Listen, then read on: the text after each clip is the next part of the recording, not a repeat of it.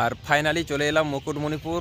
আর এই যে দেখুন মুকুটমণিপুরের প্লেস কি সুন্দর লাগছে, অথচ এখানে দেখুন আমি কাছেই থাকি আর এদিকে আসার সময় নেই। কালকে আমাদের পিকনিক আছে, মোটামুটি প্রায় 1-150 জন মানুষকে নিয়ে আমাদের পিকনিক হবে, প্রায় 100 জন প্লাস, 150 জন হয়তো হবে না, 100 জন প্লাস মানুষকে নিয়ে পিকনিক।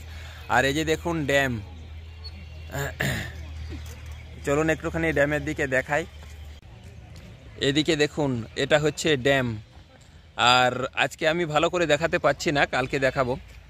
আর এখানে দেখুন কি সুন্দর লেখা আছে মুকুটমণিপুর, বাঁকুড়ার রানী মুকুটমণিপুর। দেখছেন হেভি জায়গা।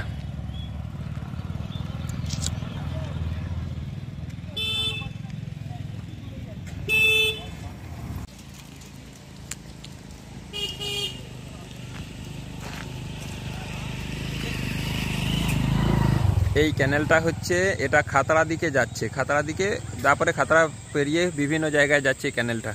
যখন জল ছাড়ে তখন হেভি লাগে একদম, দেখছেন।